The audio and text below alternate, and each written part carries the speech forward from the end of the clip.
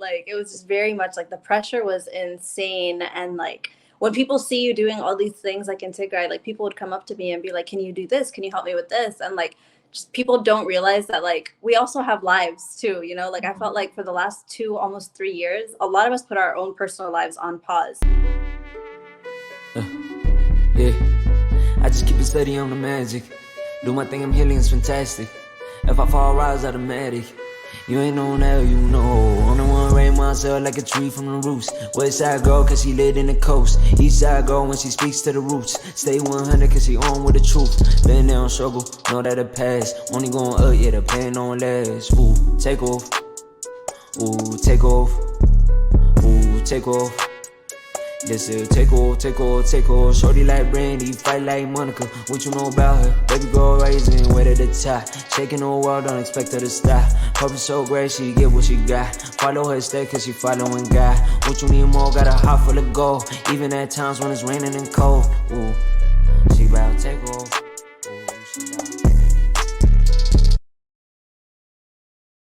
What up, y'all? It is your girl, Hanna, and you already know it is Uproot Your Thoughts here on the Uprooted Network.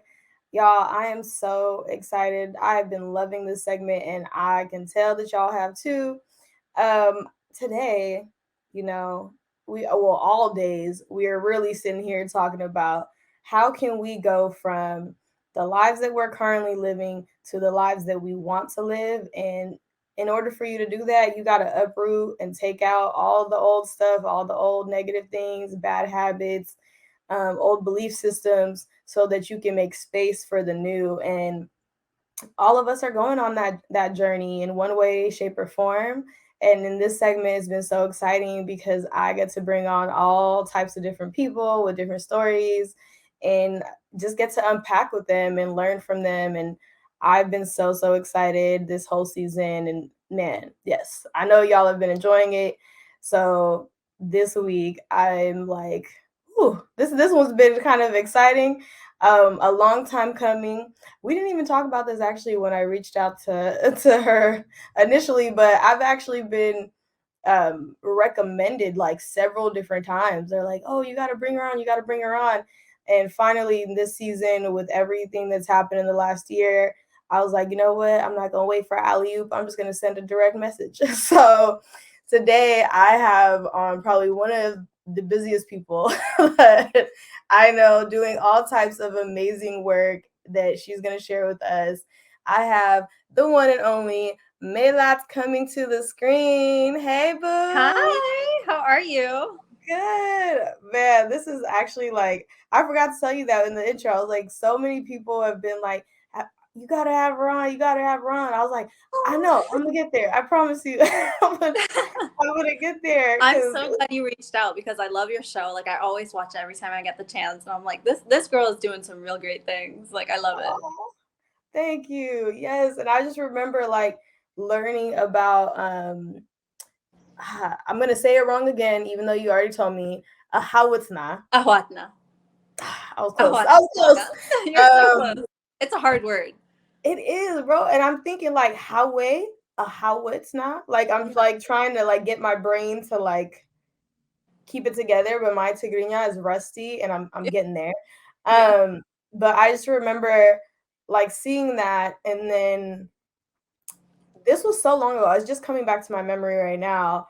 Because in the very beginning, when the genocide started in Tigray, I literally was like in the middle of just trying to help people with operations. Like, even though I was doing like my podcast and I'm front facing, like my background is in operations, like in orgs and stuff. So I was like, who can I help? How can I be of support to other people?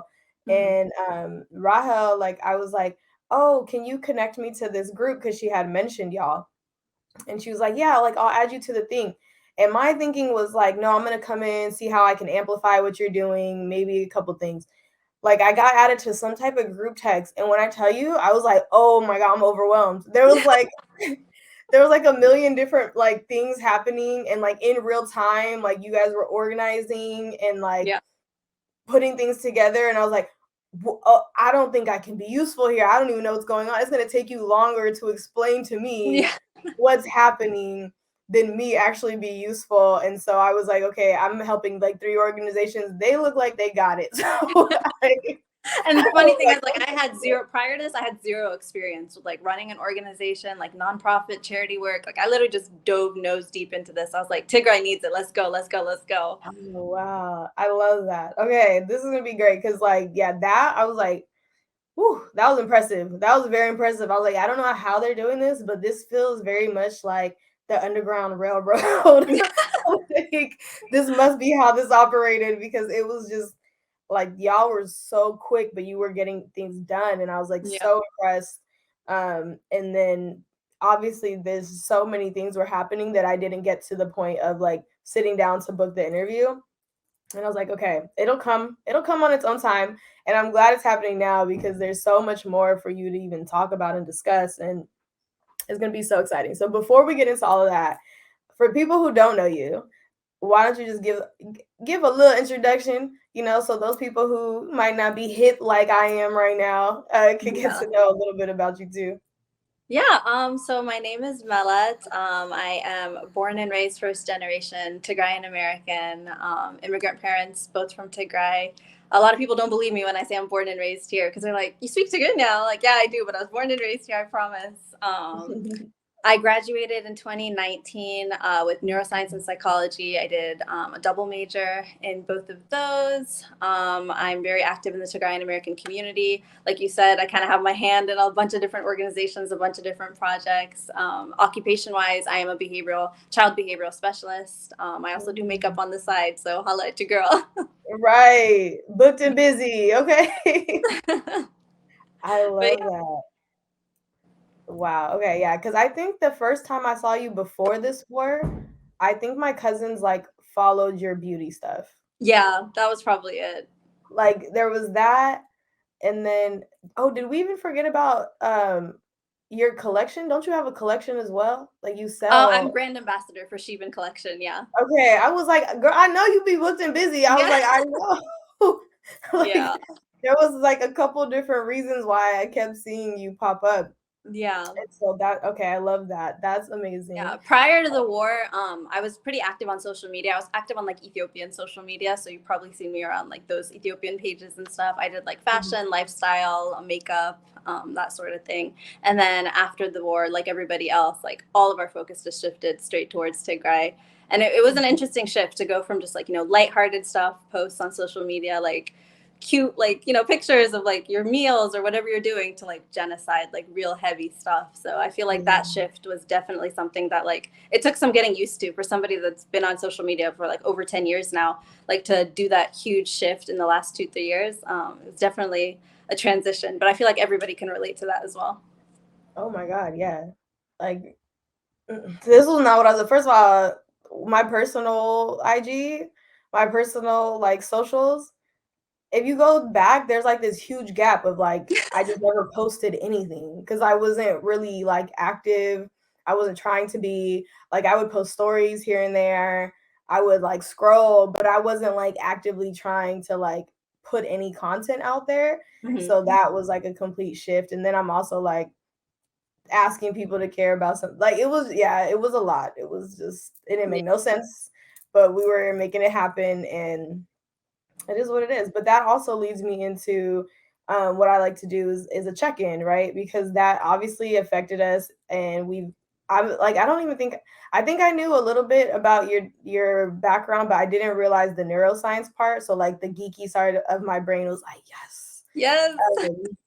That was like my favorite class in my psych major. I was like, Yeah. I was like, if I really am gonna go this route, I feel like I want to go that way. But I was like, the way that I didn't want to like have to do extra work, I was like, nah, man, I don't even want to go clinical. So I was like, let me not like start doing that. But there was so many cool classes that I was like, oh, this is so fascinating.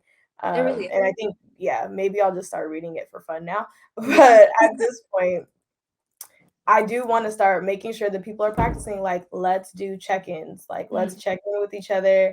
And so in my check-in, how I like to ask people is really like, how is your heart? So in one word or one sentence, whether it be about how you feel about today, the week, the month, the season of life you're in, be the last 3. I don't care. It could be the last 3 years. It could be the last 3 minutes. Like you choose. But I just want to give that space to be like, no, how are you before we hop into this conversation? Oh, that's such a sweet question, because I feel like not a lot of people actually take the time to ask people how they're actually doing. Yeah. If I were to put it in one word, I would say grateful. I'm in a phase of my life where I'm just very grateful and very appreciative of everything and everyone that's in my life, those that stayed, those that stuck by me. Yeah, just grateful, very grateful. I love that. I literally was just listening to one of the other episodes with Marilyn that we edited, and she said the same thing. Like Yeah. that was her word, and she's also a therapist. Oh, So maybe it has something to do with our background. right. I was like, I think maybe we're all trying to tell people practice gratitude. Yeah. That's amazing. I love that. And it is something that I constantly am practicing too. Like, what am I grateful for? Say my affirmations, say my appreciations, and even in my meetings, like, even now, like when I end conversations with my friends, I'm like, I'm just so grateful for you. Like, that's like the most beautiful part of the group of friends that I have now. It's like literally we're always just telling each other how like I just like love you guys so much and I just appreciate you, and we're all like always constantly saying that to each other. So it's a beautiful energy and like space to be in, and I'm really glad that you're like feeling that because it makes a big difference. So love that. Okay, and then the second question is what are you giving yourself grace for? Or what would you like to if you're not? Because that's the other thing that we like forget to do is like be kind to yourself. Like the world is hard enough. Like, are you remembering to take time to just give yourself some grace? Yeah. I think that's a tough question. There's a lot of things that I feel like people need to give themselves grace for, but the biggest thing would be not being where I thought I would be like a Mm. few years ago and stuff. Like I recently turned 26, and I hate saying that because I don't want to admit it, but Girl, in you your are a teenage, baby still. Don't even trip. Like I have to say 31. Do you know how yeah, unsexy that sounds? yeah, Like, literally. I don't even tell people my age anymore. I'm just like, I'm in my mid-20s, like. But yeah, like back when you're in your like teenage years, like high school, like early 20s and stuff, you always have like a vision. Like when I'm 26, when I'm 27, 28, like this is where I want to be at in life. And I feel like the last few years, not just for myself, but for like a lot of people as well, like COVID hit, and then we had a bunch of other stuff, personal reasons. COVID was probably the biggest one that really took us on a different path. But yes. yeah, I feel like just not being where I thought I would be at this point in time, which I mean, it's never too late. Honestly, it's never too late. I I can resonate with that. I remember thinking that after I graduated undergrad, I was supposed to be like in some corporate office, like being a big shot. Like I really was like, yeah, like I'm most likely to succeed in Yeah. everybody's like brain. I'm like, why am I not like I'm supposed to be like, hello, corner office, where you at? Like I should be Six doing this. figures, where you at? Like, Like, where are you? Because this isn't happening. And then I always remember like the quotes and the memes and the different things that they're like Oprah didn't hit till she was 30. So then when exactly. I was 30, I was like, oh, this is my year. Like and I was like, girl, bye. Like that's not how the world actually works. But there are so many testimonies of that where like people didn't like get into like Ava DuVernay, right? Like there's so many people who didn't get into what they're doing now until later in life. Like they were doing completely different things and like transition. And so I love that you're giving grace there because it's really just like everybody's journey is not a straight line. Like nothing is linear about it. And like I feel like the people who were on a very linear path and like life had been working for them up until COVID, I feel like they got hit the hardest because they were Yeah. not prepared Mm-hmm. for life to like take them out that way. Like, it's like, Yeah, because I wow. graduated right before COVID hit. So, like as soon as you graduate, you're like, okay, I'm going to start working. I'm going to start hustling. I'm going to do X, Y, and Z. And then I did get a job right away, actually, after graduation. But then when COVID hit, we moved to like remote work. And actually, we were laid off for a few months before that, too. So we were laid off and then remote work. And it was just like that whole transition. I was like, this is not what I expected post grad life to be. Right. Yeah. You said 2019. I also finished my grad program in August of 2019. Okay. And so I had that like I had other trauma that happened, but it was also like, okay, I'm gonna take the next couple months and like figure out my business plan, start to figure out how I'm gonna pull this cafe together. And I was doing the steps and all of the things. And I was like, let me just take a little vacation. Like I didn't take a break. Like I went straight through grad school. So I was like, okay, go on a vacation, take a Travel. break, like get your brain like situated before you just start getting into the next project. Cause like opening a business is literally a A com- lot of your time. Like yeah. it's it might as well be another human that you have to take care of because you just don't stop thinking about it. Yeah. And I was like, okay, I'm gonna do that. December of 2019, tragedy hit our family, and so that delayed me. And then as soon as I was like, okay, I'm gonna go travel and like do all that before I set up shop and do a business, I was like, yeah, COVID. And I was Yeah. like, Great. great. Like literally, it was like my birthday week. I had my ticket to go back home to ID because my Yeah. dad was living there, and I was just like, okay, like I'm out. And then it was like, psych, like Nope. Yeah. Got to you're take gonna several sit seats. here, like all your plans be damned. And I was like, man, can I Yeah. just graduate from any institution and have normalcy? Like Yeah. there was like, in none of my graduation transition seasons have ever been that way, Mm-hmm. like ever. And so I am like, yeah, I think like I was like, by the time COVID hit, I was like, whatever, bro. Like this, You're something used to it. always gotta happen. Forget it. Like I'm cool. Like I don't mind. I can be a Yeah. homebody. Then when the war hit, that's when I really was like, okay, now you're doing Yeah. too much. Yeah. It's like, can we catch a break? Like choose a struggle. That's what I'm Literally. like, choose a struggle.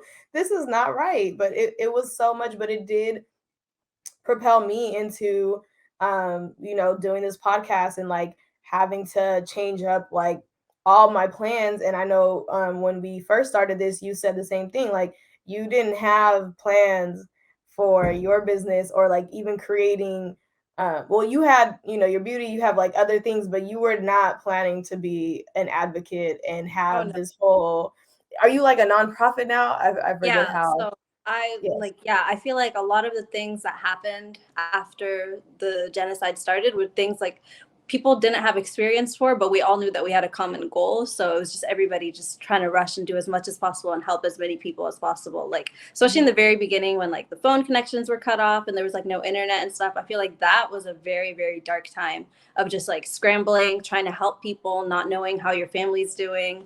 And for me, everything was very, very fresh because, like I said, I got laid off from my job, like 2020. Yeah, I believe it was 2020. I got laid off for a few months, and then so I had like a few months of free time. So I actually went back home, and I was in Adi for a few months, and I came back literally 2 weeks before the war broke out. I remember I came back October 17th of 2020, and then November 3rd is when everything went down. So like. And Wow. that was after extending my trip multiple times. So if I were to extend it one more time, I would have been stuck there as well. Wow. Yeah. I don't think I realized that part of your story. Yeah. Oh Yeah. man. I mean, it Like, was nice. I made so many great memories, pre-war memories, like in Tigray and like in Ethiopia in general. So I'm grateful for that opportunity. I'm grateful that I was still getting unemployment checks and was able to go and like use that back home and stuff. But when I came yeah. back, literally 2 weeks later, after making all these great connections with my family and friends there, we were in a network communications blackout. I'm like, well, Mhm. now what? Like, I don't know how everybody's doing. My grandma lives there. All my extended family lives there. So it was very, very scary time for like the first few months. Mhm. Wow. Because I'm just like remembering um my brother, not 2 weeks, but I think he left like maybe a month or two or something like that, where it was really close. And because he was stuck there when the pandemic started. Mhm. And like I was like, oh, like I called because he was there and I called him and my dad and I was like, I'm not coming. Like they're closing borders. I was like, Yeah. never in my life have I heard we're shutting down borders. You can't go into these countries. You're stuck where you're at. I was like, oh no. Cause like I don't know how long this is gonna last. Like I'm like, am I really ready to just have a question mark on how long I'm gonna stay there? Like I was like, no, that's not Yeah. how I planned that year. So I was like, no, no, no, I'm not doing that. Yeah. And I know that like for him it was very difficult having just been there and having like some guilt about that. Uh, Exactly. I left and like, yes, you're happy, I think maybe because you're like, okay, I'm safe, but also like wait a minute, like I'm safe because I got to leave. The other people couldn't. Exactly. You have like survivor's guilt, which was really, really difficult for me to come to terms with.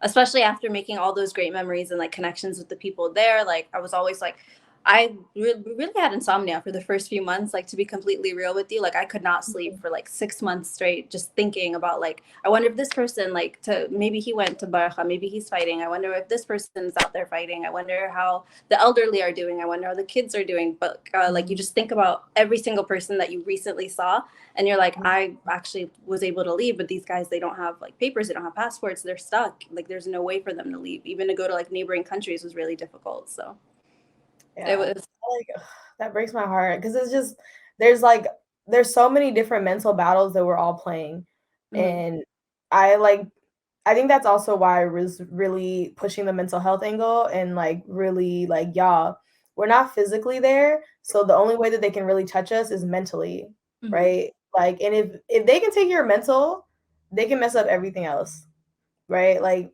I always kind of liken that to if you can understand slavery.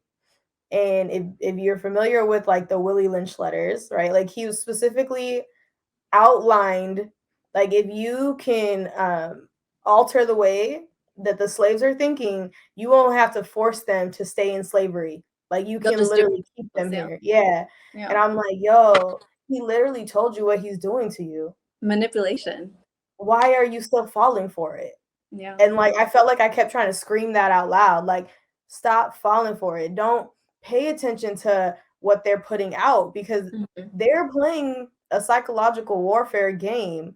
Like we're the ones that are impacted. The people that are like the actual everyday citizens that are on the ground in every country that is like suffering from violence, we're the ones that are literally dealing with all of this. The people up top that are like planning all these actions, they're thinking about how I can get people to react and how I can, impact folks. So if you know what game they're playing, like don't play the game. Exactly. Like I was like, don't do that to yourself. I'm telling you, people will be like, how are you sleeping? I was like, oh, I forced myself to go to sleep because what you're not going to do is take my mental sanity. Like you're not going to do that because I already have an illness and I know if I don't take care of it, my PCOS will flare up and I don't have time to be dealing with flare-ups and trying to be an advocate and trying to worry about my family's safety. Like I don't have time to I can't, or like I said, choose a struggle. For me, I was not about to sacrifice my health. And I was like, for anybody else who is also not trying to sacrifice it, come on board. Like, because that's hard. Like insomnia for 6 months, like that's rough. It was really, really rough. Yeah. That I'm over is like, it, thank God. yes, thank God, because I'm like that, because like I don't think you get it, right? And maybe you could speak to that, because like you chose psychology and neuroscience. I know what I got when I chose those majors, and you also said you're the oldest in a first generation family. Yeah. So over and over, you have chosen a pattern of doing what is not expected of you, is not championed, right? So it's like, what is that experience like? And then now you're actually like on the receiving end of needing the help and needing the therapy because you're suffering and also trying to like be an advocate at the same time. So like speak to how you're able to manage that, what that like what centered you or how, because like I feel like there's so many different ways that you probably are going about it, and so start wherever, but I'm like, yeah, how are you managing that? Yeah, that's a really good point to bring up. And honestly, I feel like the most important thing is, like you said, like, first generation. I'm the eldest daughter of a family, 4 siblings. I chose the career path that I'm on, which is behavioral science. You're helping people with their needs and stuff. But at the end of the day, like, who comes to help you? So I think the most important thing is just to surround yourself with people, like-minded people, people that know you, that know your traumas, that know exactly how to make you feel better. Like it could be something small, like you had a bad day about something, or like something larger, like you're stressed about whatever's going on, like with your family back home, whatever it may be. But like from the little things to the small things, like I have different groups of friends and all of them like can help with like a different thing. So if I have like a friend problem, I'll go to a specific friend. If I have a family problem, it'll be a specific person. Like surrounding yourself, and I can't stress this enough, surrounding yourself with like good people, people that you can trust, people that can like be there for you when you really need it, because it's exhausting being the one that's always there for other people. Like I'm the friend therapist. I'm the relationship solver. I figure out like whoever has a problem with something, like people come to me, but sometimes I also need to come to people, you know? So I feel like it's very important just to surround yourself with good people. And honestly, like I said before, like I'm very, very grateful for the people that are in my life. Like I have such a solid group of friends, a solid group of family. Um, Even people that I've never even met in real life, like just people through social media, like me and you, we've never actually formally met, but I feel like you're such a great person, a great conversationalist. Like we were talking before this podcast, and I feel like I can really come to you if I really needed something. So I'm not to brag, but I feel like I'm good at picking out like who's a good person and not. And like that's also I would definitely hope so. I feel like that's helped me so much in life because I've never had an instance where like, you know, I've never had beef with anybody. I've never been on bad terms with anybody. So I feel like that's just something that like not everybody can say that they're good at like weeding out the good and the bad, but I feel like I'm pretty level-headed and I'm pretty good at that because I've been able to avoid those types of situations. And that's definitely helped me a lot. Yeah, for sure. I was about to say, I was like, man, I thought I am pretty good. Let me know. So I thought I am pretty good. And I think the way that I got really good is because I had to learn some of those lessons the hard way. Yeah. And my mom definitely was like, I don't like that person. And I was like, you're hella judgmental. Yeah. Like, you don't like anybody. And I was like, nah, Yeah. I'm just kidding. She actually loves everybody, but Yeah. she's really good at kind of like pointing out. And I've noticed like through her experiences, through mine, that like I think for me, one of my faults, and I wonder if this is something for you, with because of understanding psychology and like understanding people's behavior, I will like explain it away where I'm like, well, of course they're acting like that because if you Because know I this can and this see. about them, and so like I'll just I can deal with most people that other people will be like, hell no, throw them away, and I'm like, no, Exactly. like because people like I don't like them, they're mean. I was like, they're mean to you. Yeah. Like, you know, They're good to me. they're fine to me. And I've I had say, people ask me, yeah, like, how are you on good terms with everybody? Like, you literally don't have one person that you don't like. And it's just because, one, life is too short to make enemies. Like, we're all on this life on borrowed time. Like, it's way too short to be making enemies. Two, yes. unless you personally do something to me, to hurt me, to offend me, like, I'm not going to look at you some type of way or judge you because of the things I hear other people say or whatever it may be. But, like, that's always something that people always make fun of me for. They're like, you just love everybody. Like, why? Yeah, but I'm like, it's true. I think I feel like I said it before on an episode maybe, but I remember Aster like came up to me, and I don't know if she remembers this from Seattle. And she was like, or I guess she's in Atlanta. Either way, everybody moves. She was Yeah. like, "You really love people," and I was like, "I do." Like, I do. Y'all drive me crazy, but I do. And I love us because like I know so much of it is just like if we knew better, if we like had the resources and the tools, like you could choose, right? Like there like I don't there's always exceptions to every rule, but on like the majority of the time, a lot of these things are like fixable, solvable things, Mhm. and you just have to have patience. And I don't know that you're saying it. I also get the sense that you do the thing that I do. It's like everybody is not given the same expectation. Like Mhm. some people are your close friends, some people are associates, some people are this. And I feel like a lot of the lessons I've had to learn was because I had people in the wrong position, or I didn't communicate that I'm not as close to you as you think you You are to think me. you are, yeah. Like, I feel that.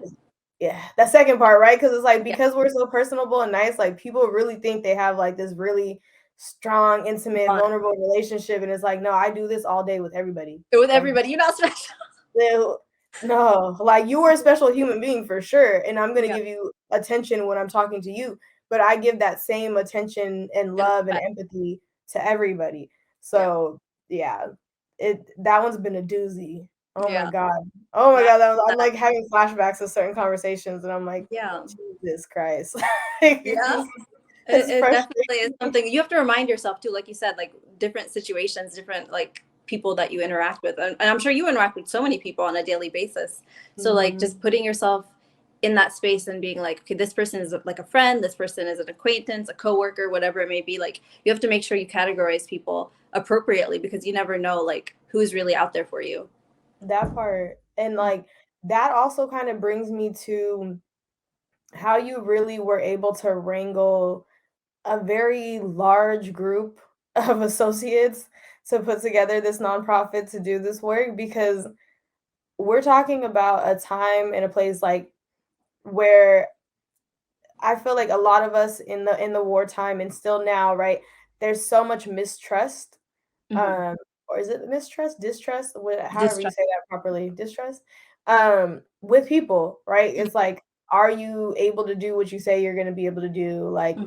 even trying to find ways to get food back home, to get money back home, to find access and things, and it's like you built a network. I was like, I don't understand how many people are in here. There's like so many different things happening. And you said that that was something that you hadn't done before. Yeah, it And was you it had was to, definitely a learning experience. Actually, what inspired the whole thing is just a conversation that I was having with a friend of mine. She was just talking to me, and I guess she had heard from like one of her relatives back home that like there's a lot of like sexual violence survivors in Tigray that aren't getting any help, and like they're literally just like fending for themselves. We need to do something. So we were just talking about it casually, and like what she was saying was making me cry because she was like, we need to do something. Like, I don't understand what the world is waiting for. And for me, like, women and children, like the biggest things, like you cannot come to me like with women and children. Like, I'm a very emotional person, so if I hear like yeah. a woman or a child is being mistreated, like I work out of emotion. So the whole thing just started out of emotion from one phone call. Mm. Her name is Melat too, actually. Melat from Canada. There's so many of us now, I feel like. But we were just both talking about it just on the phone, just like, what should we do, what should we do? And I was like, let me make a WhatsApp group chat. Like, we have a few mutual friends, we'll put them in the group chat and see if maybe we could do a fundraiser. So we Mhm. start up this WhatsApp group, and it's funny because I know me and you have talked about this before, but like, I personally, I was born and raised in Ohio. A lot of people don't know that, but I'm from Ohio, mid It's a suburban. crazy place. Yeah, It's kind of wild out there. it's suburbia. It's home, and it has been home. But like, we don't have any. First of all, we don't have very many Habesha people in general, and then on top of that, Mm. Tegaru, like none. I think we have like maybe 3 families that I know of personally. Oh So no. when all this started, I didn't have like anyone to lean on for support. I didn't know like who to reach out to and stuff. I had a few Tagara friends, but they were all like in Canada or like in Denver, DC, like all over the place. Like, we never really had like a community growing up. So when this happened, like at the same time, like it really helped me find a sense of community, honestly, because like friends of a friend, like you said, you were added by somebody into the group chat, like friends of friends were adding each other to the group chat. And then by the end of like the first year, I was like, all these amazing girls. And by the way, the organization is completely run by females. We kept it strictly woman owned and women ran. But yeah, like at our first year anniversary, I remember like we had a meeting with the group, and I was like, I would have never met any of you guys if it wasn't for what brought us together. So for that, I'm very grateful. But like, the people that were being added to the group, like some of them had really good like experience with nonprofit work. Some of them already had their own nonprofits, so they had a little bit of like experience with that. Some of them had really great connections back in Ethiopia that could help us like get whatever we needed. We were sending, like, in the very beginning, we were one of the first organizations that was sending out aid. So like medication, Yeah. sanitary pads. We actually had reusable pads that were like handmade, that we were able to ship out and stuff. Money, of course, diapers, baby products, that sort of thing, because there was so many women that didn't have anybody to provide for them. So I feel like in the very beginning, like, it was just all of us scrambling to be like, what can we do? What can we do? And since I had recently just come back from there, I made all these great connections with people. Like, I knew people that worked at the hospitals. I knew people that worked in the government. I knew people that were able to get things for us as soon as possible when we needed it and stuff. I knew people that still had access to the phones, because when the phones were shut down, nobody in Tigray had access to the phone or internet. But I had people that worked with like the UN or like higher organizations that were able to like communicate with the outside world, which really helped us. So yeah, I definitely think just being well connected definitely helped us start up in the beginning. And then slowly, eventually, as things got better, it got a lot more easier. Our projects got a lot more frequent. We were able to send a lot more aid, reach a lot more different cities. In the beginning, we were only reaching like the capital and like a few closer by cities, but now we've been able to reach like over like 15 different cities and like places that people haven't been getting aid since the very beginning. So for that, like, I'm super grateful for as well. Yo, kudos to you. I'm like, yes, I gotta clap it up. I have like my beads in my hand too, but I gotta clap that up Yeah. because, like, to get like, I don't think people really understand. Like, we went back in time to like, how did people communicate before you had a phone that you could pick up and call anyone at any time, right? Like, Yeah. literally, you have to depend on a network, like a literal Yeah. network of people. That's why I switched my thing to a network, right? Because it's like, no, like we Yeah. need each other.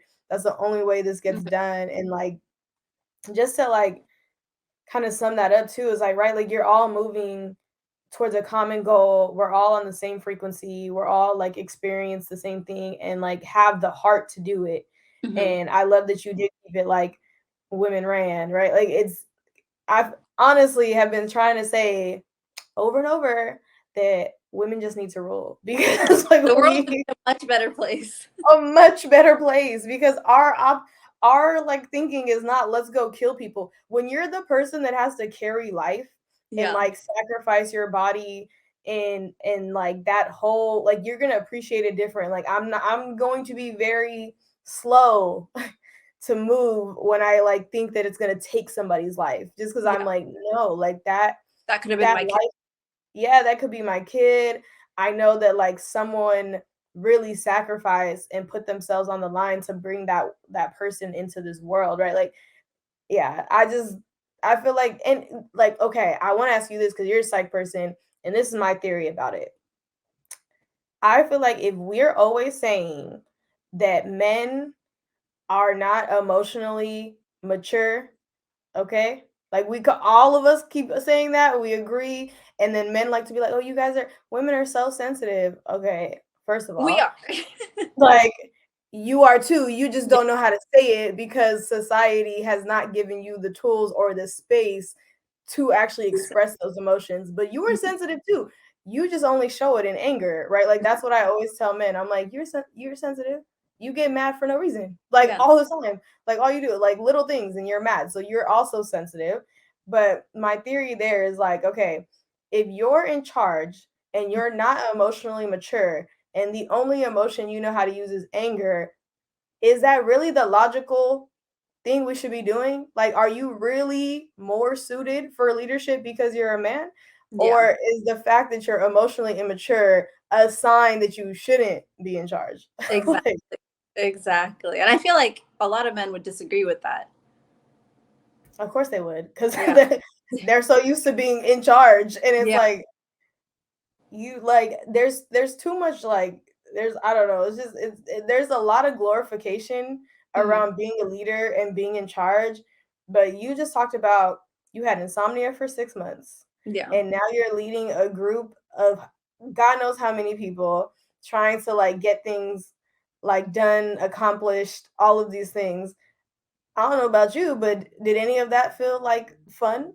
Like, did it feel like there was glory in no, it? it felt like if I don't do it, no one else will. So let's get it. Like it was just very much like the pressure was insane. And like when people see you doing all these things like in Tigray, like people would come up to me and be like, can you do this? Can you help me with this? And like just people don't realize that like we also have lives too, you know? Like I felt like for the last 2, almost 3 years, a lot of us put our own personal lives on pause just to focus on what we were focusing on. Most of my friends, they have their own organizations as well, so like we all kind of like were able to help each other. But like a lot of people put their lives on pause for the last 3 years. People that were supposed to go back to school, people that were supposed to get married, like we have personal lives too.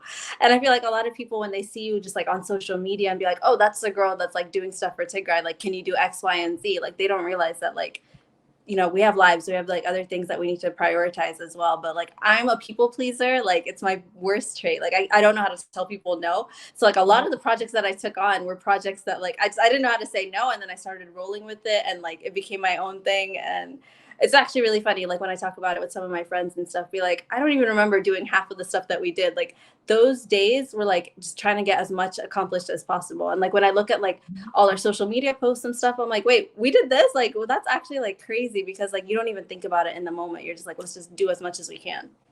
Yeah, like I felt like I kept preaching that. Like, by the way, it's gonna take us some processing time. Like, if you don't start processing a little bit of it right now, you're gonna have so much more to go through. And I'm like literally still trying to sift through my like data storage on my computer. Like, there's so much like that we were just creating, producing, move, next thing.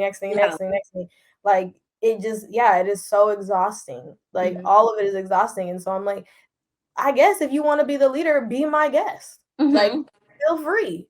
Like I'm like, who's stopping you? Oh, you want to get that done? Like, this is go ahead. Right. Like I was like, for you, like, because I feel like I got rid of most of my people pleasing a long time ago, and there's like still things I'm learning right now in this new season. But I Mhm. just check myself, and like when people bring things to me, I had a mentor say that and be like, "That's a great idea. You should do that." Yeah, that's Like, actually smart. yeah, and you Yeah. just like give it right back to them, and it's Yeah. like that. Yeah, that I remember like Mility. We had this conversation too. She's like, "Okay, yeah, no, that's great. What do you need from me though? Yeah. Like, be specific. Like, that's great. You should do that. That sounds like Yeah. a solid plan. What do you need from me?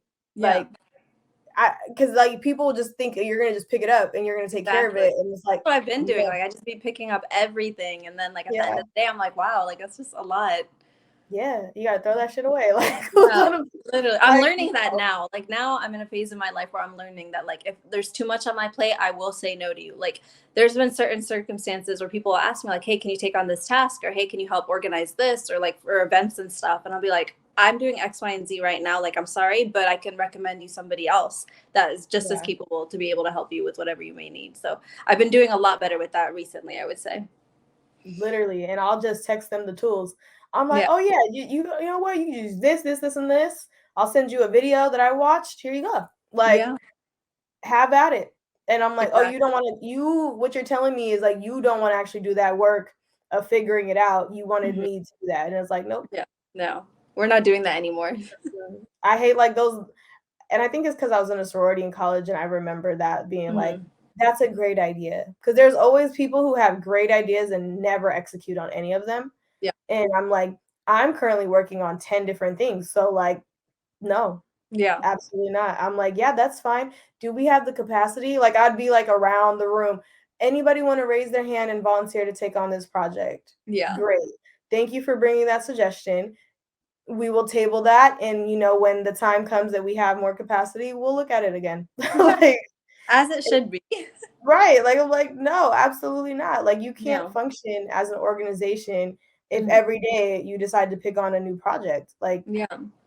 no, you gotta finish the ones that you have. Like, that doesn't Exactly. make any sense. This is not a buffet where you just, like, snack on, Yeah. like, "Let me take a little bit of Exactly. this and a little bit of that," and like, no, like, after you eat at a buffet, are you not exhausted and full and just, like, Literally. laid out? That's literally what you're doing when you say yes to everybody. You're just like, "Ugh," like, Yeah. "I'm done." So, It's if that's one exhausting. thing. Yeah. Right, that's like, if there's one thing that we can do, get rid of that people pleaser, because Exactly. it's not getting you anywhere. But that does remind me, so you're talking about this too on, like, social media, and that probably, like, makes it times 10 because then it's also people that you don't know messaging you about things, and you're sitting here like, "What am I supposed to do with that?" Like, Yeah. I would get added to group messages, very frequently in the beginning, and I just, like I think people started to get the message when I just kept removing myself. Like, I was just like, Or not "Why responding. are you why am I getting added to this group?" Like, it like, Did I volunteer for this? like, I don't like, why are you did you ask me if you can? Because like, that's, like, an etiquette too that I really like. I had to tell my brother this one time.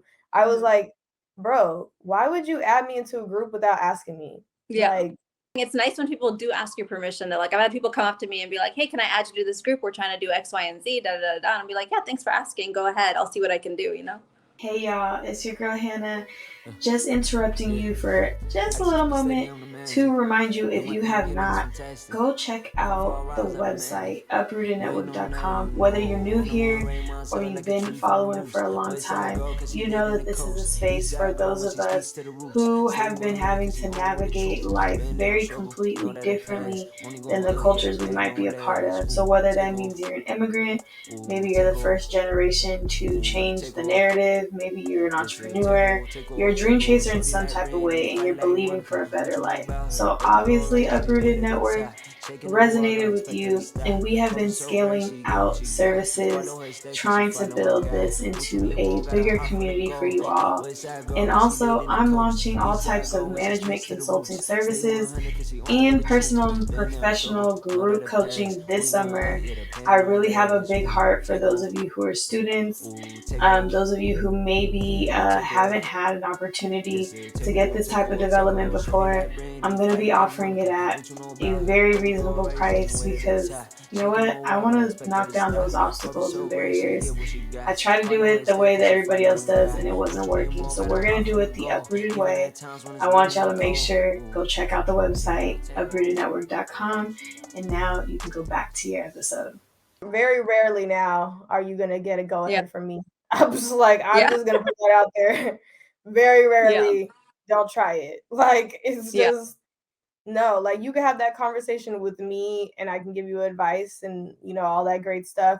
But that's also how you get pulled into hella random meetings that you don't need to be into. And it's like, no, I'm good. I didn't need that information. Yeah. But yeah, it's been a tool, right? So like social media can be on that negative side, but then on the other side, you got to use it to like build like multiple businesses at this point. How has, because you said you've been on for 10 years at least More now, than like that, using yeah. social media for Yeah. like different reasons and seasons. Yeah. So how has that like shifted? Because that's also something that our parents don't really understand. Yeah. Or For support sure. a lot of the time. So I wondered how Yeah, in that. the very beginning, I feel like in the very beginning, like social media was so lighthearted compared to what it is nowadays. Like we would go on there, we would make jokes, like watch funny videos, stuff like that. It was very lighthearted, and I like started being super active in social media. I want to say like near the end of high school, beginning of like my freshman year of college and stuff.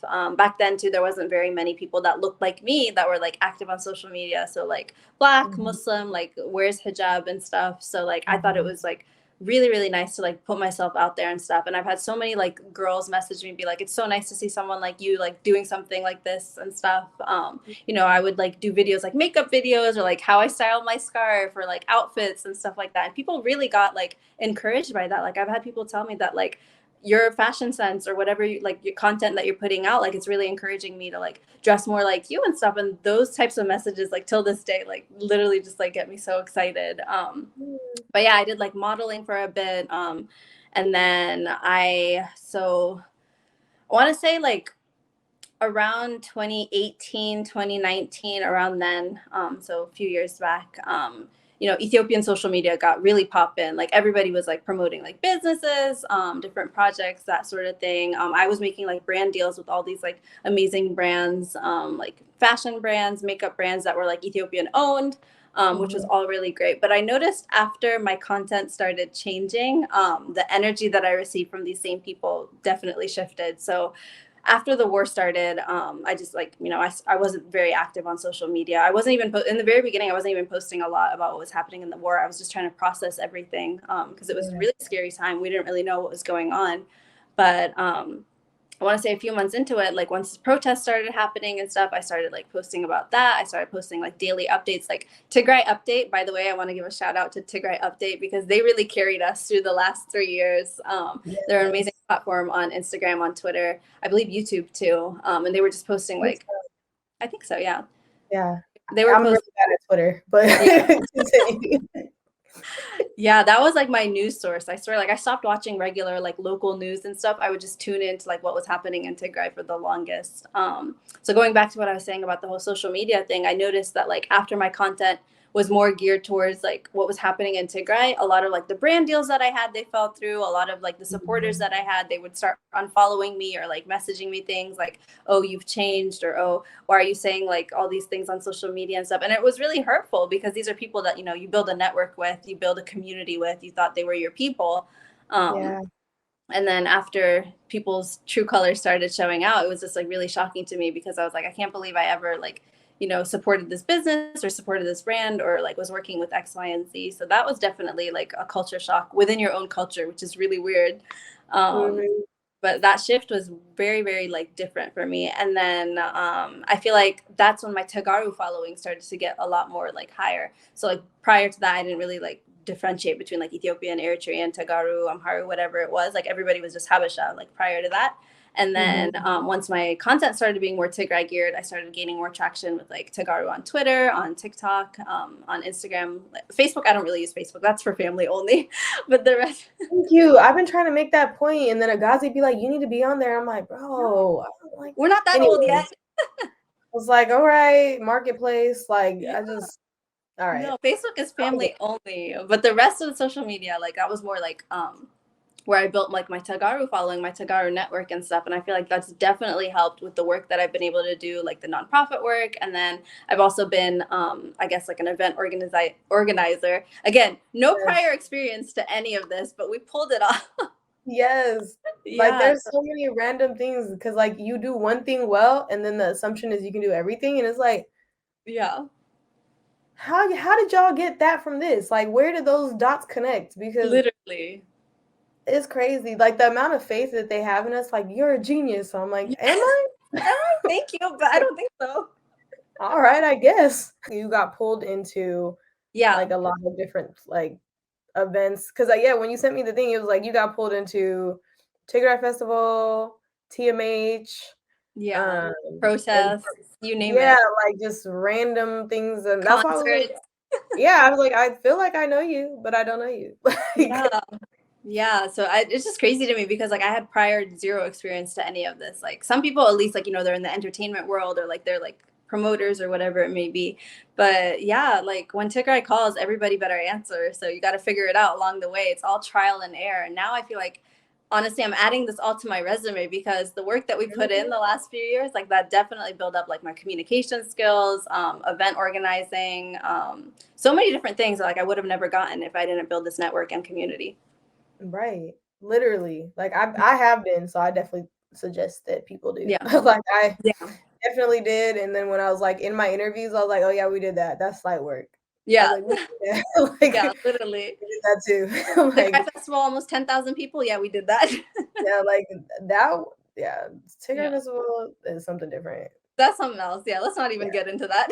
Yeah, we're not even going to, but let's just say our people like to show up. Let's just say they do. Our And the youth night, which was the night that I actually organized, that went successfully. So the rest, like, that's not on us. Right. And people be asking me why I don't do certain things. I'm like, yo, I've been around the block several times. I know before I say like as soon as I get into like one meeting with people and I start to listen to how they're organizing, I'm like, nah. I know immediately. I was like, you're not prepared. I was like, you're not prepared for the level of coordination that this takes. Like, you're not prepared. And I'll always gracefully walk away. I'll be like, good luck. I feel like it really matters, like, the group of people that you work with. So like the people that I work with, like, we all know each other's like work ethic, our style, how we get things done, when we get things done. So working with the people that I work with has been honestly a pleasure because we all like get along and stuff. But I have been in situations where like some other people will come in and be like, let's do it my way and stuff. And like, that's not how we do it. Like, we've been doing this for a minute. Like, let us plan it out. Yeah, I literally do that all the time. Like, and this is another area that we didn't touch on, but I want to bring it in too, is like, I feel like that has been the struggle with all of us first generation trying to like work within our community. So like for me, like Uprooted is bridging the gap. So trying to actually bridge the gap in so many different ways. Like I am like, what animal am I that's like spread like octopus? Like I got like arms and legs everywhere because like I'm trying to bridge the gap with the elders, right? And then with the generation behind me, like those younger kids that I'm like, I don't know what the hell y'all on TikTok, like what is this? Like this is just ridiculous. Like I'm supposed to what now? Like there's just so many different directions I'm getting pulled in. And then it's like our community, and we always talked about allyship, and so trying to bring people from outside inside and like navigating those dynamics, like all of that has been ridiculous. Like absolutely ridiculous. And now moving back to the Bay, like more permanently, and you know, trying to integrate into the community, I'm experiencing it again. And I'm like, yo, it's really like, I'm 31, y'all still doing the same thing. Like this is crazy. Like our people don't like change. They like things to be the way that they are, even if it doesn't work out for them. Like that's just the way that it is every single time. And so I know like that's been a struggle. And then you also have been active in your Muslim community too. And like you said, like I was like talking about locally, you talking about all of North America. So like what does that even mean? Like, how do you even navigate that? Like, Yeah. So going back to what we were saying about just like the importance of networking and community and stuff, like I realized that like, being from Ohio, we don't really have much of a community. I was like, North America is huge, and like there's so many Tegaru that they're like I don't know. There's so many Muslims, like Tigrayan Muslims that we don't know.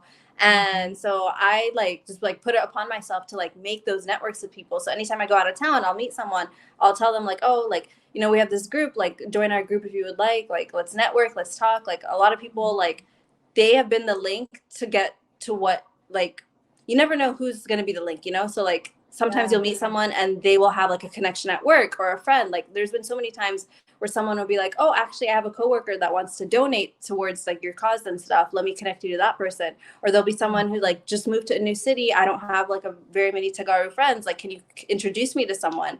On that note too, there is Tegaru Link Up. Is that Tegaru Link Up? Yeah. On Instagram. I do want to shout that out too, because they would also message me constantly and be like, I'm the girl that connects people, I guess. They would reach out to me and be like, can you connect so-and-so to whatever this person might need and stuff. So I feel like community is so, so important. So I did start another organization. I know literally 5 different organizations at this point. Okay. But Tegaru Muslims of North America, which is a small group, but it's been really, really nice because we're all from like different states and stuff. And like a lot of us don't have our own local communities. So it's really nice to just be able to network there, share ideas. If there's events coming up like protests or fundraisers, we'll put information there. Ramadan, we were really active. We did like different fundraising events during Ramadan. And then during Tigray Festival last year, actually, we held our first in-person event. We did like a huge lunch party, which was really, really nice just to see everybody all in one place. And like the elders, like you were saying, they were just so appreciative. They were just like, I'm so proud of like the younger generation. It was like me, Jamal, Fadila, the token like social media Muslim Tegarus.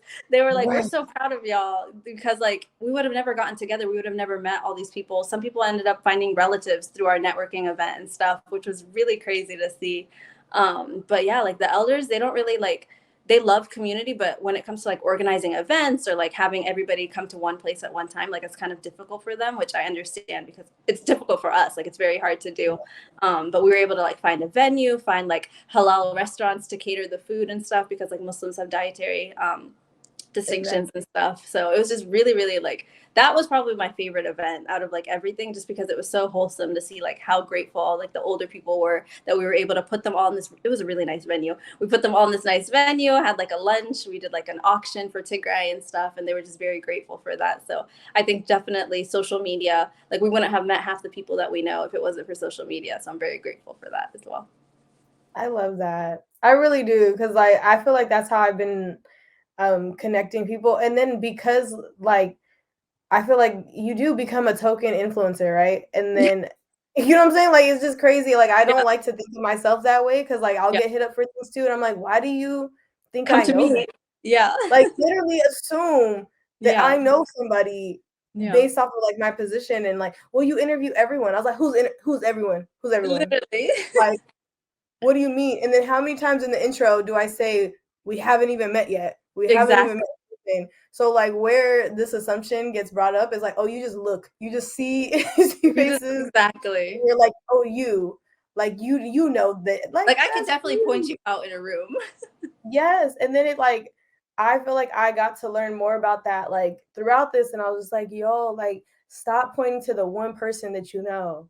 Like, just stop doing that. Like, that's ridiculous. That's also why I was like, I'm not going to just reach out to the one person that you want. Like, I'm not looking for a representation. Like, that's crazy. Like, I'm not doing that because like, I don't like when it's done to me. Yeah. And, like, it happens to me a lot because like, especially being Muslim and especially wearing the headscarf, like there's very few of us in this community. So like anytime like they need representation, we're always like, it's like the same group of people and stuff. I was like, there's so many other people. Like if we build our network, if we actually like scout out these people, like there's so many people way more qualified for whatever you're asking for. Every time. I'm always like, why do you keep choosing me? Yeah. Like, I don't know what I'm doing. For what? What about me says I know how to do that? Like, that's crazy. And it's like, that's how people do diversity. Like, I'd be looking at them like so crazy. I'm like, that's not diversity, bro. Yeah. Like, it's also your personality too, though. Like, if you're a very approachable person, I feel like people will come to you. If you're the type of person that like shuts everything down, they'll be like, oh, she'll never want to help. Or she'll never want to like represent.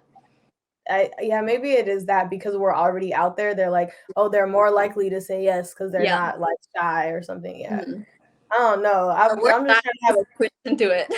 like I'm just trying to have a PSA. Like, yo, no, like I want you to ask like 10 other people, like at least before you get to me. Like, run me down to the 10 other people that you asked before you got to me. Like, you didn't ask nobody else before you came to me. Exactly. Nah, that's crazy. There's hella more. That's crazy. But that brings up a point too, because I feel like because of COVID and this war, like I thought I was really good at diversity and inclusion. Like I've been trained in this stuff. I am a minority, right? Like this doesn't make sense. Like I'm like, I am a minority. What are you talking about? I am the diversity quota that you use. Like you ain't gotta tell me about this. Like, but it continued to open my eyes because like first taking off Ethiopian and like realizing, hey, that's a nationality. Let's look at all the different ethnicities. Like it's one thing to know it, and then there's another to be like, oh, I didn't realize like, oh, you don't even use Habesha. Okay, cool, right? Like so there's so many different layers to like unpack and learn. And then realizing and remembering like, oh, I'm diverse in all my other community spaces except for my ethnic one. Yeah. Like my ethnic one that I grew up in was very much just the Orthodox Church. Yeah. Like, and even then, let me tell you, I stopped going when I was like 10. Yeah. So I literally like still don't know why they use me as a poster child for anything. Cause I'm like, what, bruh, run me the 10 Commandments. That's all I can tell you. Like, that's about all my knowledge goes to. That's it. So like I was like, I had to even like check myself and be like, I didn't grow up like Ethiopian. I grew up very much American. Orthodox Tigrayan. Like it was like I had to kind of take in that realization, and then even thinking about like I was like, when did our communities ever intersect? Because like even like all the different communities in the Bay, I was like, when did we intersect? Everybody always had their own events. Everybody had like separate, like there was just always separate communities. And then like maybe I would come together because, you know, my uncle's best friend is Muslim, right? So like we would go to their birthday parties or certain things, but it wasn't outside of that, our communities like were still very separate. So that was something that I had to like realize. And then now I feel like I'm the only person in the room that constantly brings it up because I learned it. And I was like, okay, like that was one layer of my activism and like allyship. And then there was like all these other groups that I was like, okay, just because I'm diverse in my real life, I'm not doing enough of like actually thinking about, talking about, creating. And I was like, wow, this is like, yeah, like I can understand why you had to say North America, because all of the communities that I've seen are really small, like all the Muslim communities that I've seen. And we're a minority within the minority. So like we really don't really have like a networking community. The Orthodox Church is nice because you guys have like your own Tigrayan Orthodox Church. Like we don't have like a Tigrayan mosque. Like the mosque that I go to, like in my hometown, like it's very diverse. It's like a lot of Arabs, Indians, Pakistanis. It's very diverse. There's a few Africans as well in our community. But like I always bring this conversation up to my mom. I was like, I would love to be so organized to the point where we would have like a Tigrayan Muslim American like center or mosque or something. I know they do, like the Seattle community is huge. They have a big community. Atlanta has a big community, but like nationally, if we were organized to the point where we had like one national, like huge community, would be really, really nice. So that's my goal with this group as well, is just to network until we get to that point. You're going to get there. I hope so. I feel it. It's gonna, because there's a need. Like there's a need, and it's like we can't ignore it. It exists. But it's good to like continuously highlight and show, and that's something that I kept thinking about. How do I do? Because I get approached, like even now trying to help my community, I get approached to support grow the Tigray community, right? And I'm like, well, where are we gonna do it? And they're like, at the church, and I'm like, that's not inclusive. Exactly. Like, that's like my instant like second. They're like, well, like okay, like adjacent, like you know, the other building. Yeah, like the other, you know, the other building. And I'm like, okay, well then how are you gonna, you know, I was like, how are you connecting? How are you like bridging that? And I was like, where are these people? Because I'm like, yo, these are the same people that I grew up with for 30 years. Like I'm like, oh shoot, your kids are like adults now too? Okay, crazy. Like, it's just, we grew up together. Yeah, like I'm just like, oh wow, we're here, we're all here. Yeah. And It's the same people over and over again. And there's so many people that yeah, like because they don't feel connected to a certain community, like they don't go out to events. They don't go out to like different like mhm, social gatherings and stuff. And like that's something that I'm really big on is like getting those people who like don't cuz like I know how it feels to feel like you're the outsider, like someone that doesn't have a yeah, community. So like I purposely make it a point. Like if I see someone at a party or something that looks uncomfortable or doesn't know people, I will go and like talk to you and be like, "Hey, my name is X, Y, and Z. Where are yeah, you from? Like, what are you doing? Like, what are you in town for and stuff? Just like spark up conversation because you never know. Like, that could be what inspires people to actually go out more to like hang out with their community members and stuff. It's definitely hard, especially here in America because everyone's busy. Like, everyone's at work or at school or like family commitments and stuff like that. But when we do get those chances to go out as a large group, like, it's nice to include everybody. And like you said, like, I feel like now definitely is a lot better than what it was like maybe 10, 20 years ago. Definitely the community is growing. We have a huge population. And then we also have people that want to feel connected to their people. exactly. And I'm like very much like I didn't like I don't follow any one thing. Like Mhm. I'm very open as a person. Like I grew up in the Bay.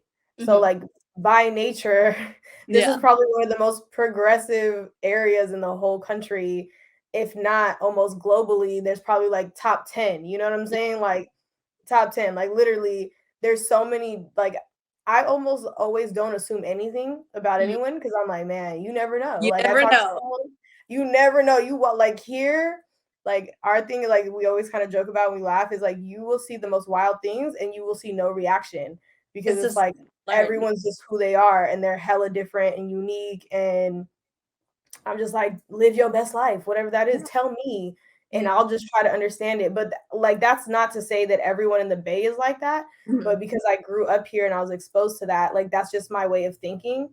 And Mhm. I realized, like, no, it actually takes a lot more intention of not just being like, yo, do you, but like, actually, wait, how do I be like intentional about creating space so that you can do you and like you can still participate in the communities you are from, Mhm. right? And like that's really why I started Uprooted.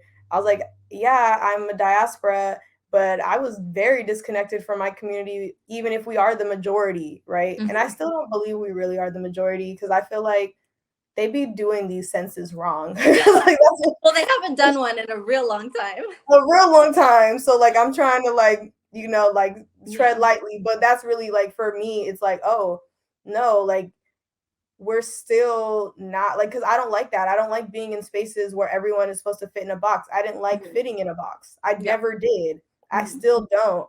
And I'm Mhm. always like trying and doing different things. And that's kind of like the things that I was pulling out from you too. Is like you're on social media. Our parents don't do that. You're doing beauty. You're definitely not supposed to be doing that, right? Like there's Yeah. all these things that like we're not supposed to be if you think about the box that like society has decided to put us in. So Mhm. like I appreciate that and like that's something that I try to create in like Mhm. all my environments and what I like keep myself rooted in is like Mhm. no like if you're gonna ask me like I'm trying to uproot all of that other stuff I'm like nah don't put me in a box Yeah. what I'm rooted in is people living their completely authentic lives whatever that looks like as As it long as should. right like as long as you're not harming other people that's really not my business like Exactly. Yeah. none of it is my business like you want I to feel like like we're privileged to be able to even think that way though, because like the mm, generation before us, like they're just drilled into whatever their parents told them, their grandparents told them, that sort of thing. But us being first generation, like we really do have the privilege of like interacting with different types of people, be it different religions, sexual orientations, cultures, whatever it may be. Our parents probably didn't have that much like exposure to different types of people. Like you said, like most of them, they grew up together in the same communities for the past 30 years. Like it was the same yeah faces and stuff. Their coworkers are probably all the same people. If they didn't go to school, like they weren't exposed to a lot of things. So I definitely think like we're speaking out of a place of privilege because we were able to like actually go out and like make different friends, different coworkers, school classmates, that sort of thing. That like not everybody is privileged enough to say that they had those experiences. So like even what we were saying earlier is like when your parents pick out like your bad friends and stuff, like us, yeah our experiences with friends and their experience with friends is very, very different. Their mhm. definition of relationships and our definition of relationships are very, very different. So it's definitely like I like what you're doing, like trying to bridge the gap between both generations. And like as Yeah. long as they're not harming you, as long as they're not doing anything towards you or like your people, like why not? Like let everyone live their authentic selves. please. It would solve so many problems. I'm like, Yeah. y'all really waste so much energy trying to police somebody else. Like Exactly. literally. And then when you try to like explain to them that like you're policing someone because you were also policed, but guess Exactly. what? You're free. So like you can be free. Like you can Exactly. live. Like it's like they're It like doesn't almost click sometimes. it doesn't. It's like almost like, wait a minute. If I'm free, that means like, and they're stuck, right? Because then you're just like, whoa, What it does that? blows up your whole life. Because you're like, Yeah. wow, I've been doing things a certain way my whole life, and now you're telling me that I don't have to, Yeah. and It's crazy. like I can choose different things, and then it's almost overwhelming. Because like I think about it like this, you know, when you go to the grocery store Hmm. and you're like, oh, I just need like cheese, right? Like, but there's 100 different kinds Yeah. of cheese, and you're like, oh my God, what do I choose? Like, and then now you're like trying to narrow down a decision, and it's taking you 20 minutes to decide Yeah. like which Literally. You're cheese overwhelmed. it's like overwhelming. So like I understand when I'm telling people like actually Mm. you don't have to subscribe to that. Like Yeah. it's up Are to you you. a Bridgerton fan? I am. Have you seen Charlotte? I have. It's Yeah, good stuff. so in that episode, I was just watching the last episode last night. One of the characters, I'm not going to spoil it for the viewers, but one For of the the other characters' people. Nah, it's husband their died. fault. Yeah, Nah, it's their fault, bro. By the time they see this, it's been out for a minute. If you haven't watched it, that's your problem. exactly. But her husband passed away, and like she said something that was so profound to me. She was like, "I spent my whole life literally Mm, just being this man's wife. I don't know another life outside of that. Like I don't know like I can make my own decisions now. I can think like freely. I can do what I want to do." And like her saying all those things, like it really just like hit me. It hit a nerve because I was like, she's so right. Like we spend all of our lives like trying to be the perfect parent, the perfect daughter, the perfect wife, coworker, whatever it may be. Like we put ourselves in those boxes. But when mhm. something goes wrong and then you're yourself, you're like, I don't know how to be myself. You know, you're always living for other people. You're always like expected to do stuff for other people. So that really hit me last night. I was like, that's so right. Like, how do you make your own decisions? Like you said, you just get overwhelmed with all of that. Yeah, because it's almost easier. That's why Yeah, a lot of people will just stay where they're comfortable because it's exactly. like it's less work, and it's like, all right, well, I mean, if you're happy enough, like, don't bother. It literally doesn't bother me. I'm just letting you know if you want to choose differently, you You can. can, yeah. Like, you can. It's an option. If you're struggling on figuring out how, Mhm. then let's talk. I can Yeah. walk you through a couple things, but like, you know, that's really what I like to tell people. And it's also our segue into our closing, right? Because with all of that, I like to ask my guests, like, what is something, knowing all this conversation that we have, like, what is something that you want to reroot yourself in? Um, Something that I would like to reroot myself in, and I think we touched on this a little bit, is just like going back to your authentic self. So I know like we spend a lot of our time doing things like people pleasing or like living for other people's, but I definitely like I'm in a phase in my life where I want to like go back to my authentic self, go back to the things that I like enjoyed prior to the last 3 years of everything that we went through, starting from COVID downwards. Mhm. Going back, that's why I like brought up my makeup business again, because I used to do makeup back in the day, and then I Yeah. kind of like put it on pause and stuff for a little bit because there was more serious matters to focus on. But now I feel like I'm at a place where like, you know, I did what I had to do. I did the best that I could do for my people, and now I want to be selfish a little bit and do things for myself. So I'm gonna, moving forward, try to work towards like doing things that make me happy. Like I enjoy going on walks, I enjoy like going out with friends, eating good food, that sort of thing. So like things that like we kind of put a pause on for the last few years because we were just so focused on doing whatever we could for Tigray. So, and I'm still going to continue to be an advocate for my people. I'm still going to continue to do all the work that I've been doing. Like, I'm not saying I'm putting those things on pause, but I'm also going to like refocus my values, refocus myself, and try to go back to who I was before all of this happened. Because I feel like I lost a little bit of that person along the way. Oh, for sure. We're not the same people that we were. Yeah. Like, it's impossible for you to go back because it's like you know too much now. Yeah. You know way too much. Like it's gonna be really like you can pretend. I'm Yeah. just like putting that out for people. You can pretend if you want to be that person that you know used to be, but I guarantee you like that life, that reality just does not exist anymore. And Yeah. the quicker you accept the new reality, like the quicker you can rediscover like who you are in this new season. So Mhm. I Yeah. definitely love that. And then lastly, lastly, because man, this has been really, really good. So I wonder what you're gonna choose after all of this. What are the seeds that you want to plant? Because I do all the manifesting and all of that.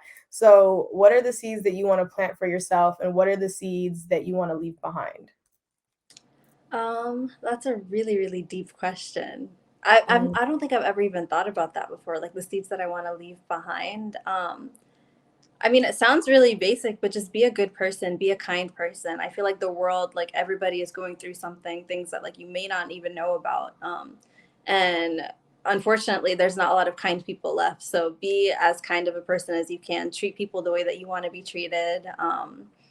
And yeah, going back to living your authentic self, just do you, honestly. I think that's definitely what I want to leave people with. Do you, the most authentic version of you. Yes, I love that. This is my favorite part because I always get to like manifest. I will say that I do think that there are more kind people in this world than we get to see. And I feel like maybe part of that is like making it cool Yeah, again I think to that's be also kind. it too, making it cool because I feel like a lot of people like they've hardened their hearts because of whatever situations that they've been through and stuff. So it's really, really hard to get people to make you feel comfortable enough to be kind or vulnerable with, which is, I guess both of us, we kind of relate with the whole psychology background, but I love like Yeah. making people feel comfortable enough to be vulnerable, to be kind, to share their experiences and stuff. Because the world is not kind. The world is not kind. Oh, there's a lot of chaos out there. Like there is. I'm like, I try very hard to be like, let me lean into the small moments of joy. And I think like taking it full circle to your check-in and being in that like state of gratitude Mhm. and staying there and like remembering like those small moments start to add up and like create momentum.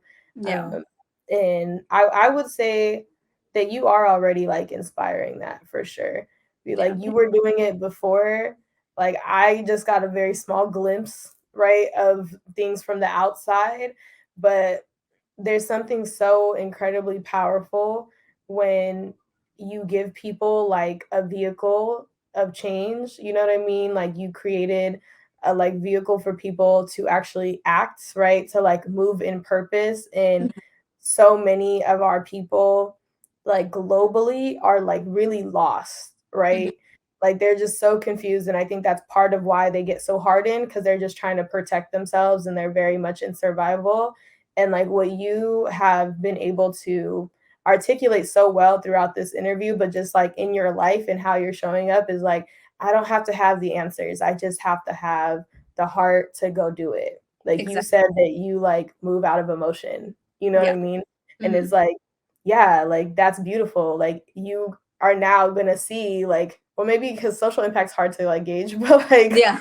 you get to see like how all of these things that you're doing, you've been planting seeds with so many people who are just watching your journey and like Mhm. you like saying like I didn't know anything before I did it. I just jumped in it and like figured it out, like Mhm. freed so many people right now who are like sitting here and maybe have been watching you and just thinking like, oh, she got it together. Yeah. She knows what she's doing. And it's like, The oh, social wait. so misleading. Like people think that you got everything figured out, but you only see the small percentage of what we want you to see. Like you That's don't see it. all the failures and everything that happened behind the scenes and all the Zoom meetings and everything. You just see the highlights. No, like my bed is made, but it was dirty before. Like I was like, Exactly. I have to make it, right? So like I'm still a human being, right? Like I still am like inviting you into my like my life. And there's so like if I actually sat and told you like Mhm. just timeline what I've been through, Yeah. you would be like, there's no way you accomplish all those things. And it's like, Yeah. yeah, I just put one foot in front of the other. Mhm. And I like kept You got to pushing. And keep it's like moving. You got to keep you pushing. you Yeah. have to, and you're like doing that so well for your age. For like, I remember graduating because we did graduate, but like this was like another level of graduation for me Yeah. where I was like, okay, I got it this time, Yeah. and it's just like doing that, figuring things out, continuously putting yourself out there and like filling the gap. Like no one had to tell you. You were like, this isn't like nobody's doing this. I'm just gonna do it. And Yeah. I feel like a lot of people see it, they see a need and they're like, why is nobody paying attention to this thing? And it's like, because that's your purpose. Yeah. That's your goal. Mm-hmm. Like, you're the one seeing that. And so, like, I just want to commend you for seeing the gap and then not hesitating to actually fill it. Thank you. Because I that appreciate is like, yeah, that's such a beautiful gift. And like, not everyone has had the courage to do it. it. Mm-hmm. And you actually, like, you're living proof and you're taking away somebody's excuse right now. Like, so I wanted to affirm that for you because it's so beautiful. And like, my heart is always so big for women, especially like in knowing that what we live through and the messaging we get is that we can't do it. We shouldn't be allowed to, like, forget, like, you know, just all these things of like, we can't, we're not capable, women aren't like there's so many stupid rules that like just don't make any sense. I'm like, Yeah. no, we're not. We're gonna do it. We're gonna get it done. You said I'm gonna do this with all women, and you did. So, period. Like, I don't want to hear nothing from nobody else. Like, yeah. And that's the point that we wanted to make in the very beginning, because we're just like, you know what, like it just started out coincidentally. Like, it wasn't like we were like kicking out the guys that wanted to help or something. Just coincidentally, the people that reached out to me and the people that were like, we want to help, be a part of this movement or everything that you're doing, like they all just happened to be women. There was one guy, he ended up like leaving when he realized it was all women, but we invited him in, we let him in, he was in the meetings for a little bit, and he was like, I'm the only guy here, y'all got this. But we wanted to make it a point that like women are just as capable of doing amazing things as anybody else is. And it definitely does help too, because like a lot of us are like-minded people, like I said in the beginning. Yeah. And I love it. And you're doing amazing. So thank you. Yes. I just want to say thank you so much for coming on. I'm like, oh, I'm so glad that we were able to get this on the books, because I was like, nah, like I can't, like, I can't keep moving on and not reach back. And people that have been doing this from the very beginning, I know new orgs and things are popping up, but I was like, nah, I gotta salute the OGs. Yeah, like the OGs. So thank you so very much. And for those of y'all watching, y'all go follow her everywhere. Y'all seen the handles, okay? Mama's is doing it. She's putting on for everybody. And you know, if you're not inspired enough by this interview, go get inspired on her timeline. So y'all, I appreciate it so much, and thank you so much for inviting. It's like so fun, honestly. Like, I love it. You're doing amazing work too, and like I feel like your viewers definitely need everything that you're putting out there. So you're doing amazing. Thank you. Y'all heard it from her. Okay, I don't even gotta say the whole outro. If you don't believe me, she already said it. You need this content. Go ahead and subscribe because it's free. Like, I'm so tired of people. Like, it's free. Go subscribe. Yeah, we gotta support each other. That's what I'm saying. Like, it's literally free to support. So why are you not? I'm not asking. Like, I don't get it. I'm not even asking for anything. Like, this is crazy. So, like, subscribe, share on all streaming platforms. If you're watching us on YouTube, thank you. If you're listening to us on Apple or Spotify or Google, wherever you get your streaming services, we love you. Again, this is Uproot Your Thoughts. Make sure you get your merch, because this is how I'm living my good sis Zoo's legend, and I'm making sure that she's with me everywhere I go. And I know that this is definitely one of those that she probably was trying to set up before. So super important, and I'm so glad that it happened. Y'all, this has been Uproot Your Thoughts. We'll see you next week. Bye. Peace out. Y'all, what's good, Uprooted Fam? I really hope you enjoyed that last episode. And the way that you could let me know, hit that like button. Make sure you hit that like button. Please share, okay? If this blessed you, tell a friend, to tell a friend, to tell another friend. And that's how we grow. So, again, like, share, and if you are not subscribed, what are you doing? It's free. It's free, y'all. Subscribe. Also, if you have not picked up your merch, hey now, say now. Go ahead and hit up UprootedNetwork.com. Again, that is UprootedNetwork.com. Get your merch, get all your podcast links there. And we're going to be rolling out programming pretty soon, and you're going to want to be registered. I'm just telling you, make sure you are following us and make sure that you are tapping in with your girl. Love y'all all so much. Have a blessed day.